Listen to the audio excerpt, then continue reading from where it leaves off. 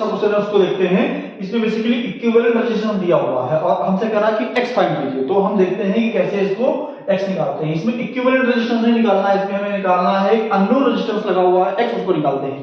देखते हैं इस कॉम्बिनेशन को देखेंगे तो क्या होगा, इसमें भी करंट का डिस्ट्रीब्यूशन हो रहा है, तो इसका भी करंट का डिस्ट्रीब्यूशन का मीनिंग हो गया कि ये पैरेलल कॉम्बिनेशन है। आप देखेंगे तो ये दोनों में सेम करंट फ्लो हो रही है, इसलिए ये सीरीज कॉम्बिनेशन में चले जाएंगे और ये भी सीरीज कॉम्बिनेशन में चले जाएंगे, I2 के साथ में, ये सीरीज कॉम्बिनेशन में I1 के साथ में। तो सीरीज कॉम्बिनेशन में अगर हम इसको फाइंड करेंगे तो देखेंगे 4 ओम प्लस 8 ओम, ये 4 ohm plus 8 ohm, it means कि ये हो जाएगा आपका 12 ओम। सिमिलरली इसको हम डबल डैश से रिप्रेजेंट कर लेते हैं, सीरीज कॉम्बिनेशन में है दोनों, तो इसको हम सिंपल लिख सकते हैं x प्लस 5 ओम। अब आप देखेंगे इन दोनों से एक सर्किट बना सकते हैं आप सिंपल, क्या ऐसे,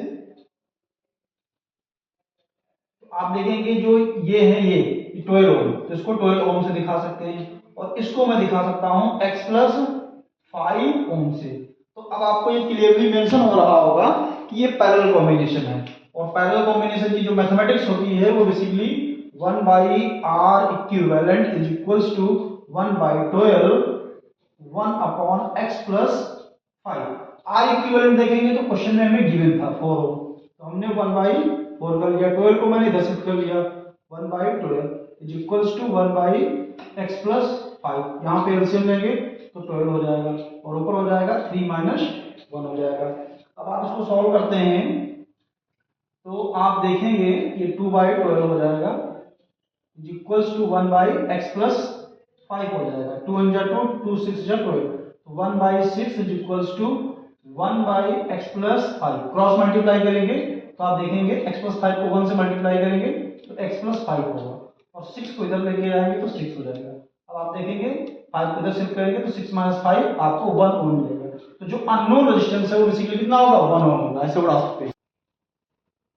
एक क्वेश्चन है हमारे पास, फिर से देखते हैं। इसमें इस क्वेश्चन में इक्विवेलेंट रेजिस्टेंस आपको फाइंड करना है, तो इस क्वेश्चन के साथ में आप जो है कंफ्यूज मत होइएगा, क्योंकि ये क्वेश्चन जो है वो व्हीट स्टोन ब्रिज पे बेस्ड है।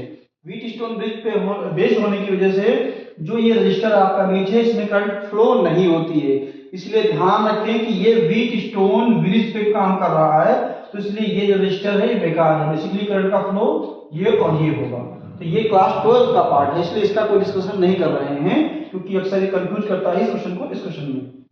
तो अब हम देखते हैं कि इस क्वेश्चन में क्या होने वाला है। तो आप देखेंगे यहाँ पर हमारे पास करंट I मिलेगी, एक करंट यहाँ पे जाएगी I1 जो कि इसमें से भी पास होगी, एक करंट इसमें से I2 फ्लो होगी और एक करंट इसमें से I3 फ्लो होगी जो कि इसमें से जाएगी। तो आप देखेंगे ये सिस्टम जो आपको दिखाई पड़ रहा है, ये जो सिस्टम दिखाई पड़ रहा है, ये दोनों ही आपकी सीरीज कॉम्बिनेशन है, क्योंकि सेम करंट फ्लो हो रही है। तो यहाँ पर हम R डैश सपोज कर लेते हैं, तो आप देखेंगे 3 ohm plus 2 ohm, it means कि ये हो जाएगा हमारा 5 ओम। यहाँ पर अगर आप देखेंगे तो R डबल डैश इसको हम रिप्रेजेंट कर लेते हैं 6 ओम प्लस 4 ओम, 6 ओम प्लस 4 ओम, तो देखेंगे यहाँ पर हो जाएगा 10 ओम। अब हम समझने के लिए अपना एक नया फिगर बना सकते हैं, कैसे, आप देखेंगे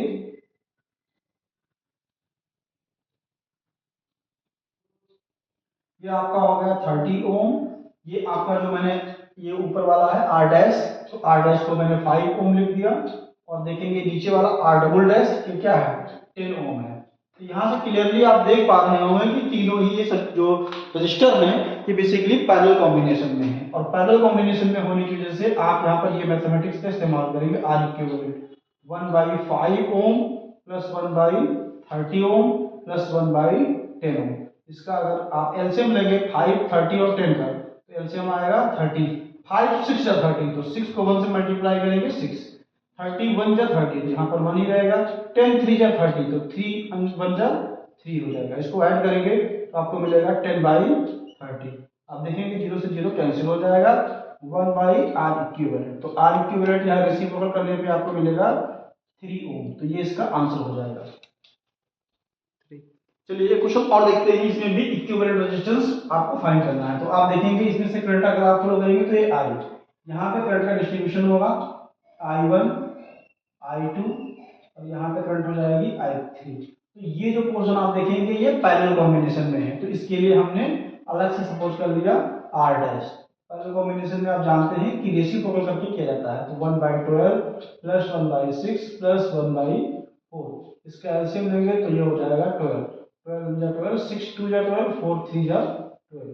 अब आप इसको सॉल्व करेंगे तो 6/12 हो जाएगा और ये 1 पे कट जाएगा 2 पे, तो ये 1/r डैश इक्वल टू हो जाएगा 1/2। रेसिप्रोकल कर लेंगे तो r डैश आ जाएगा 2 ओम। अब आप इसको अलग से एक सर्किट बना करके दिखा सकते हैं, कैसे? आप देखिए यहाँ पे आपके पास में एक 2 ओम का है और इस तीनों की वजह से 2 ओम का लेकर आ गए, और एक हमारे पास ये 5 ओम का है। ये हमारा पॉइंट डी हो गया, ये हमारा पॉइंट हो गया ए। देखेंगे ये हो जाएगा हमारा 2 ओम। इसको हमने तीनों को सॉल्व किया तो हमें मिला r डैश 2 ओम, और ये बी जो हमारा ये है 5 ओम। तो आप देखेंगे यहाँ पे ये तीनों ही जो है सीरीज कॉम्बिनेशन में है। सीरीज कॉम्बिनेशन में क्या होता है, सेम करंट फ्लो होती है। सेम करंट फ्लो होने की वजह से तीनों जो है सीरीज कॉम्बिनेशन में हो जाएंगे, और सीरीज कॉम्बिनेशन में इक्विवेलेंट रेजिस्टेंस फाइंड करने का सीधा 2 ओम प्लस 2 ओम प्लस 5 ओम, ये हमारा आंसर हो जाएगा 9 ओम। एक क्वेश्चन और है, इसमें हमें देखना है कि इक्विवेलेंट रेजिस्टेंस कितना है, साथ ही साथ सेल से करंट कितनी प्रोड्यूस हो रही है, और जो रजिस्टर है हमारे पास 1 ओम 2 ओम, इसके क्रॉस वोल्टेज कितना काम करता है। तो पहले देखते हैं कॉम्बिनेशन कैसा है। तो सेल से हम चलाएंगे करंट। अब करंट यहाँ पे आएगी, देखिए यहाँ पर देखो 2 वायर दिखाई पड़ रहे हैं, तो करंट का होगा डिस्ट्रीब्यूशन। तो आप देख लो, इसमें मैंने सपोज कर लिया I1 और इसमें सपोज कर लिया I2। इससे हमें क्लियरली ये बात पता चल गई कि ये जो कॉम्बिनेशन है ये पैरेलल कॉम्बिनेशन है। क्यों? क्योंकि करंट का डिस्ट्रीब्यूशन हो रहा है। अब आप देखेंगे पैरेलल कॉम्बिनेशन में R इक्विवेलेंट निकालने का क्या होता है, 1/R1 प्लस 1/R2। आप देखोगे 1/1 प्लस 1/2, इसको सॉल्व करेंगे तो हमें क्या मिलेगा 3/2। अब इसका रेसिप्रोकल कर लेंगे तो R इक्विवेलेंट जो हमारे पास है वो हो जाएगा 2/3 ओम। तो R इक्विवेलेंट हमने फाइंड कर लिया। अब हम ओम्स लॉ की हेल्प से करंट कितनी सेल से प्रोड्यूस हो रही है वो भी फाइंड कर सकते हैं। कैसे? V upon R equivalent is equals to I। V कितना है 12 वोल्ट है, R इक्विवेलेंट कितना है 2/3, तो 2/3 तो 3 आ जाएगा आपका ऊपर। अब आप इसको कैलकुलेट करेंगे, 2 × 2 2 6 जा, तो 6 3 जा 18। यानी सेल से जो करंट प्रोड्यूस हो रही है बेसिकली वो है 18 एम्पीयर की करंट प्रोड्यूस हो रही है। अब हमें ये देखना है कि इसके क्रॉस वोल्टेज कितना काम कर रहा है, इसके क्रॉस वोल्टेज कितना काम कर रहा है। तो ये बात हमेशा आप ध्यान रखेंगे कि पैरेलल कॉम्बिनेशन जो होता है उसमें जो मेंस का पोटेंशियल होता है वही सारे रजिस्टर के क्रॉस काम करता है। तो यहाँ पर भी 12 वोल्ट की बैटरी काम कर रही है और यहाँ पर भी 12 वोल्ट की बैटरी काम कर रही है। इसलिए अगर हमें मान लीजिए करंट I1 फाइंड करना है, तो I1 फाइंड करने के लिए क्या करेंगे हम, वोल्टेज बाई R1। वोल्टेज हमारे पास क्या है 12 वोल्ट है और R1 क्या है 1 ओम है, तो 12/1 क्या हो जाएगा 12 एम्पीयर की करंट हो जाएगी। Basically I1 is equal to क्या हो जाएगा आपका वो 12 एम्पीयर की करंट इसमें R1 में फ्लो होगी। ऐसे ही हम I2 भी निकाल सकते हैं, क्योंकि हम जानते हैं कि टोटल करंट कितनी है 18 और हमने I1 को दे दिया 12, तो 12 18 माइनस 12 करेंगे तो ये 6 हमें I2 मिल जाएगा। फिर भी अगर आप I2 कैलकुलेट करना चाहते हैं तो कैलकुलेट कर सकते हैं। कैसे? I2 इक्वल टू हो जाएगा V/R2। V कितना है आप देखेंगे 12 वोल्ट है, R2 कितना है 2 है, तो उसको डिवाइड करेंगे तो 6 एम्पीयर की करंट जो है आ जाएगी आपके पास में। तो ऐसे आप इसको फाइंड कर सकते हैं। Thank you.